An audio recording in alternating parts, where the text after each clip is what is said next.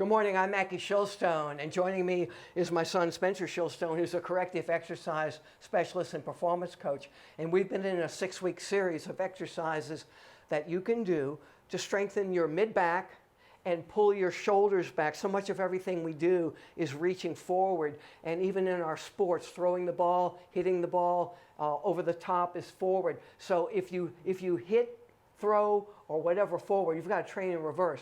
And Spencer's going to take me through a series of exercises that I've used with a world champion, Serena Williams, on the road to do exactly what we're talking about. Notice I have, these are 2-pound dumbbells. I really don't need any weight. And if you can't do this with high repetitions, you really shouldn't be using a weight, maybe 1, possibly 2 pounds. I've just been doing this a good while.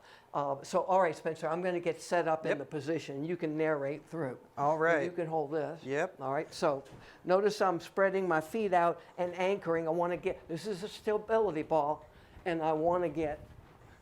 Now he's using a stability ball, but you can be doing this in the gym with a bench that's at an incline and putting your knees on the seat as well. The stability ball is going to add, well, some stability control that you have to do with it. So to start, he's going to be doing some eyes motions. He's going to be working on his back, and he's going to be doing about 10 to 15 repetitions to this.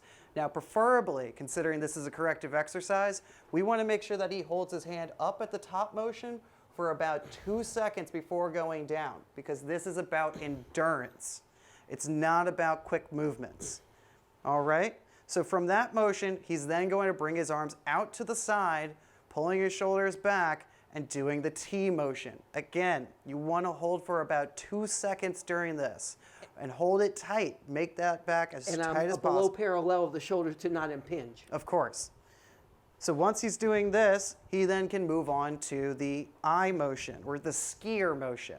He's going to rotate his arms down, and he's going to be pulling back just in this direction while he's doing it.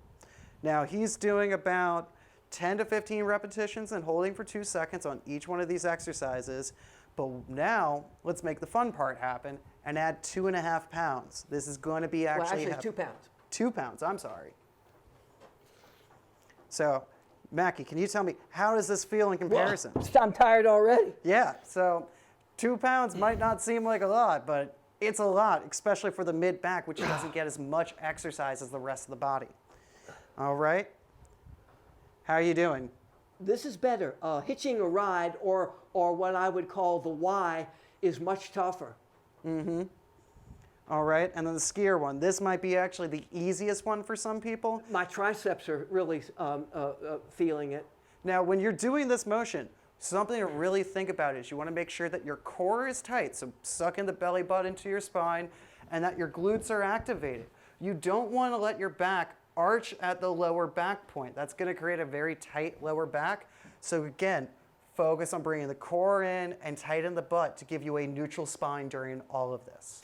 All right, what are we going to do next week in week number 5 of 6? Well, next week is when we're really going to start with some strength exercises, and we're going to be doing external rotation with overhead press with a resistance band. This can make the strongest people look weak. While you might consider this a dynamic warm-up when I didn't use any weight, you put the weights in and it automatically becomes a strength exercise. Next week, we're going to do what Spencer said and take you to the next part of the series. And if you want to learn more about this, go to wwltv.com and see it, or maxwellnutrition.com. You'll find everything you need there. I'm Mackie Shillstone, and for Spencer Shillstone, we'll see you next time. See ya.